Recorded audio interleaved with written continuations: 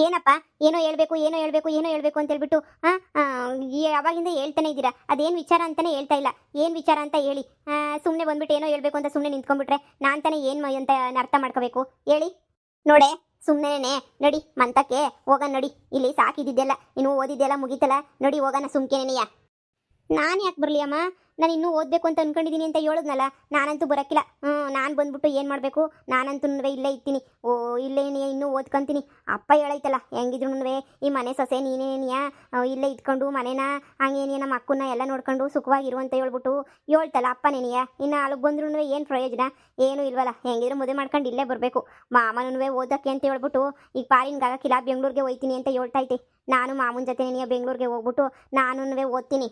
ಏನೇ ಏನೇ ಮಾಮೂನ್ ಜೊತೆ ಹೋಯ್ತೀನಿ ಅಂತ ಹೇಳ್ತಿದ್ಯಾ? ಏನೇ ಮಾಮೂನ್ ಜೊತೆ ಹೋಯ್ತೀಯ ತಿರ್ಬೋಕಿ? ಅವನ ಹತ್ರ ಏನೈತೆ ಅಂತ ಹೇಳ್ಬಿಟ್ಟು ಮಾಮೂನ್ ಜೊತೆ ಹೋಯ್ತೀನಿ ಅಂತ ಹೇಳ್ತಾ ಇದ್ಯಾ? ನೋಡು, ಸುಮ್ಮನೆ ಮುರುವಾದೆಗೆ ಮನೆಗೆ ಬರೋದು ಕಲ್ತ್ಕ.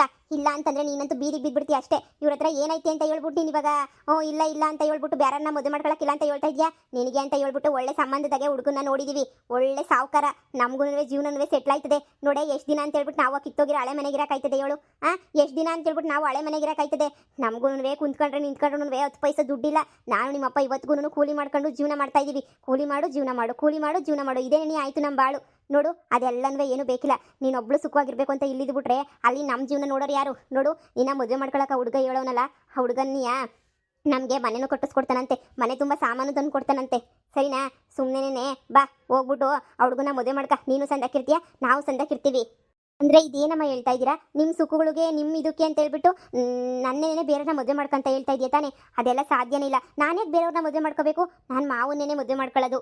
ಮಗಳೇ, ಇವ್ರಿಗೆ ಏನು ಗತಿ ಇಲ್ಲ ಅಂಥದ್ರಾಗೆ ನಮ್ಗೇನು ಕೊಡ್ತಾರೆ ಮಗಳೇ? ನಾವು ಎಷ್ಟು ದಿನ ಅಂತ ನಮಗೂ ವಯಸ್ಸಾಯಿತು, ಎಷ್ಟು ದಿನ ಅಂತ ನಾವು ಕೂಲಿ ಅಲ್ಲಿ ಮಾಡ್ಕೊಂಡು ಜೀವನ ಮಾಡೋಣ ಹೇಳು? ಎಷ್ಟು ದಿನ ಅಂತ ಕೂಲಿ ಮಾಡ್ತೀಯಾ?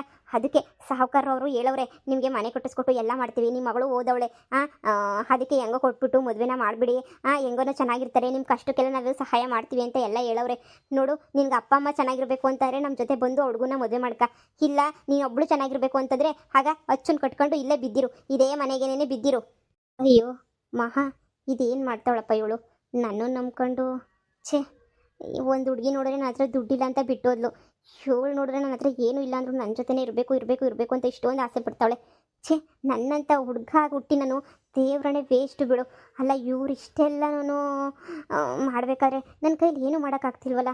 ನಮ್ಮ ಅತ್ತೆ ಮಾವ ಹೇಳಿದ್ರಾಗೂ ತಪ್ಪೇನಿಲ್ಲ, ಪಾಪ ಅವರು ಕಷ್ಟದವ್ರೆ. ಈಗ ನಾನು ಏನು ಮಾಡಲಿ?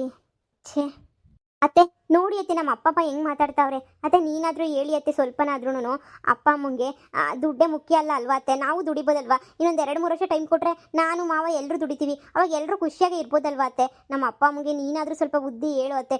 ನೋಡತ್ತೆ ಹೆಂಗೆ ಹೇಳ್ತಾವ್ರೆ ಅಂತ ಹೇಳಿ, ನಾನು ಕರ್ಕೊಂಡು ಹೋಗ್ತಾವ್ರೆ ಅತ್ತೆ. ಹೇಳಿ ಅತ್ತೆ, ನಾನು ಅಚ್ಚುನೇ ಮದುವೆ ಮಾಡ್ಕೊಂಡು ಇಲ್ಲೇ ಇರ್ತೀನಿ ಅತ್ತೆ. ನೀವೇ ಹೇಳ್ತಿದ್ರಲ್ಲ ಅತ್ತೆ, ನನ್ನ ಸೊಸೆ ಅಂತ ಹೇಳ್ಬಿಟ್ಟು. ಅತ್ತೆ ಪ್ಲೀಸ್ ಅತ್ತೆ. ನಾನು ನಿಮ್ಮ ಅಪ್ಪಂಗೂ ನಿಮ್ಮ ಅಮ್ಮಂಗೂ ಹೇಳ್ತಾನೆ ಇದ್ದೀನಿ, ಆದರೆ ಕೇಳಿಸ್ಕೊಳಕ್ಕೆ ತಯಾರಿನೇ ಇಲ್ಲ ಕಣಮ್ಮ. ನಾನು ಏನು ಮಾಡಲಿ ಹೇಳು? ನಾನು ನನ್ನ ಮಗನ ಹತ್ರ ಇಲ್ಲಿ ತನಕ ಏನೂ ಮಾತಾಡಿಲ್ಲ. ಅವನು ಈಗಾಗಲೇ ತುಂಬ ನೊಂದವನೆ. ನಿಮಗೆ ಗೊತ್ತಿಲ್ದಿರೋದು ಏನೈತೆ?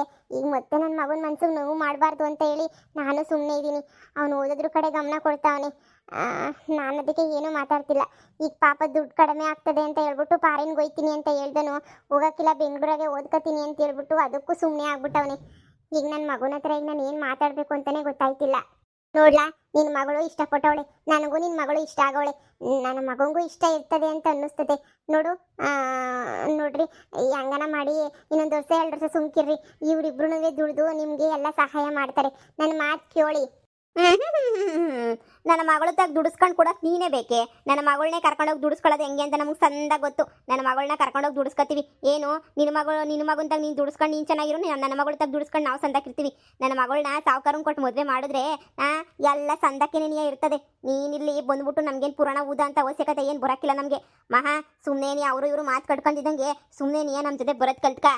ನಾನು ಬರಲ್ಲ, ನಾನು ಇಲ್ಲೇ ಇರ್ತೀನಿ. ನಾನು ಮದುವೆ ಅಂತ ಮಾಡ್ಕೊಂಡ್ರೆ ಮಾವನ್ನೇ ಮದುವೆ ಮಾಡ್ಕೊಳ್ಳೋದು, ಬೇರೆ ಯಾರನ್ನೂ ಮದುವೆನೇ ಮಾಡ್ಕೊಳ್ಳಲ್ಲ. ನಾನು ಈಗಲೇ ಹೇಳ್ಬಿಟ್ಟಿದ್ದೀನಿ, ನಾನು ಮದುವೆ ಅಂತಾದರೆ ಅದು ಅಚ್ಚು ಮಾವನ್ನೇ ಮದುವೆ ಮಾಡ್ಕೊಳ್ಳೋದು. ಅಪ್ಪ ಏನು ಕೇಳಬೇಕಿತ್ತವತ್ತು? ನೀನು ಯಾವತ್ತಿದ್ರು ಈ ಮನೆ ಸೊಸೆನೇ, ಅಚ್ಚುನೇ ನಿನ್ನ ಗಂಡ ಅಂತ ಹೇಳ್ಬಿಟ್ಟು ಯಾಕೆ ಹೇಳ್ಬೇಕಿತ್ತು? ಎಲ್ಲ ಹೇಳೋ ತನಕ ಹೇಳ್ಬಿಟ್ಟು ಇವಾಗ ಬೇಡ ಅಂತ ಹೇಳ್ಬಿಟ್ರೆ ನನ್ನ ಮನಸ್ಸಿದು. ನಂದೇನಿದು ಖಾಲಿ ಪೇಪರೆಲ್ಲ ಬದಲಾಯಿಸ್ಕೊಳಕ್ಕಾಗಲ್ಲಕ್ಕೂ ಅರ್ದು ಎಷ್ಟು ಬಿಸಾಕಕ್ಕೆ. ನೋಡು, ನಾನು ಈಗಲೇ ಹೇಳಿದ್ದೀನಿ, ನೀವೇನಾದರೂ ಮಾಡ್ಕೊಳ್ಳಿ, ನಾನಂತೂ ಇಲ್ಲಿಂದ ಬರಲ್ಲ. ಅಯ್ಯೋ ಅಯ್ಯೋ ಅಯ್ಯೋ ಅಯ್ಯೋ ನನ್ನ ಮಗಳು ತಲೆಯೆಲ್ಲ ಕೆಡಿಸ್ಬಿಟ್ಟು ಪಿರುತಿ ಪಿರೇಮ ಅಂತ ಹೇಳ್ಬಿಟ್ಟು ಇವಳು ಮಗ ಎಲ್ಲ ನನ್ನ ಮಗಳು ತಲೆಯೆಲ್ಲ ಕೆಡಿಸ್ಬಿಟ್ಟವನೇ ಅಂತ ಅನ್ನಿಸ್ತದೆ. ಅದಕ್ಕೆ ಈ ನನ್ನ ಮಗಳು ಪ್ರೀತಿಯ ಮಗಳು ನನ್ನ ಒಂದಿನಕ್ಕೂ ಏನು ಹೊಂದಿದ್ದಳು, ಇವಾಗ ಆಗ್ಲೇ ನೀನಿಯ ನನ್ನ ವಿರುದ್ಧನೇ ನೀಯ ಮಾತಾಡ್ತಾವಳೆ. ನಿನ್ನ ಮಗ ಎಂತ ಮೋಸ್ಕರ ಅಂತ ಗೊತ್ತಿಲ್ವೇನೆ ಪಾರಿ?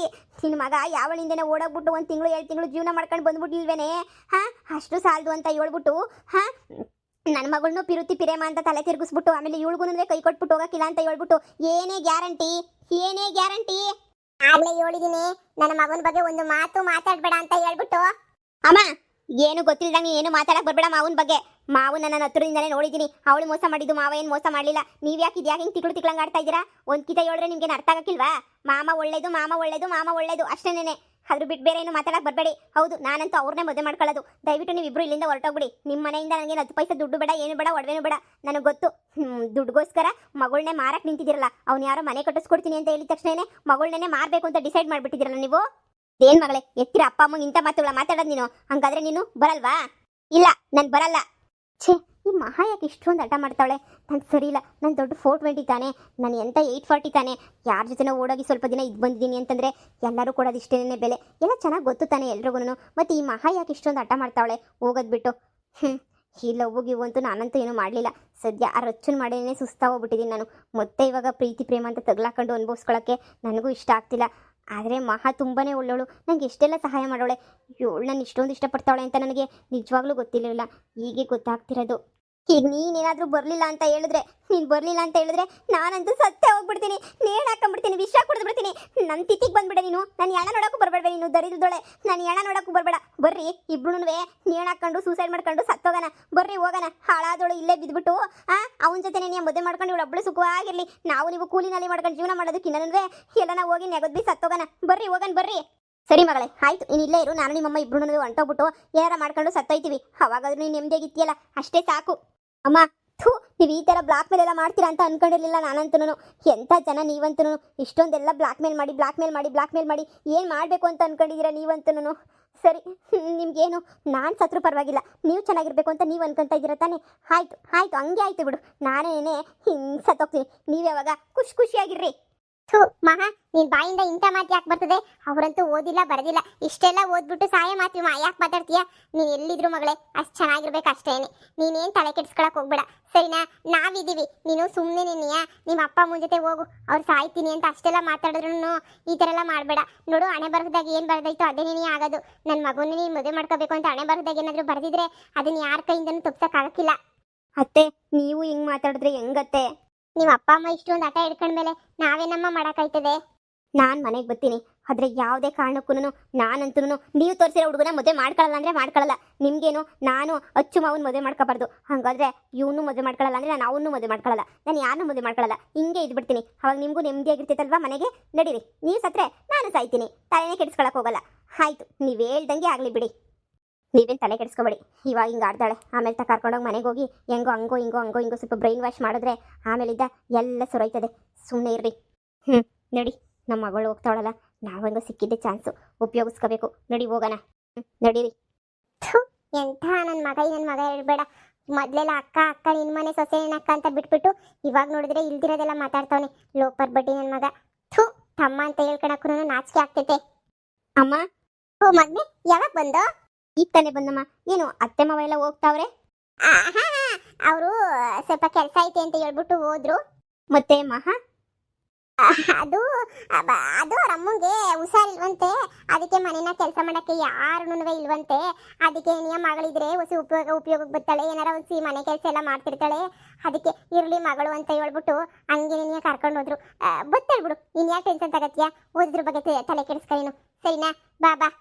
ಜನ ದುಡ್ಡು ಕೂಡ ಬೆಲೆ ಮನುಷ್ಯಗಂತೂ ಕೊಡಲ್ಲ.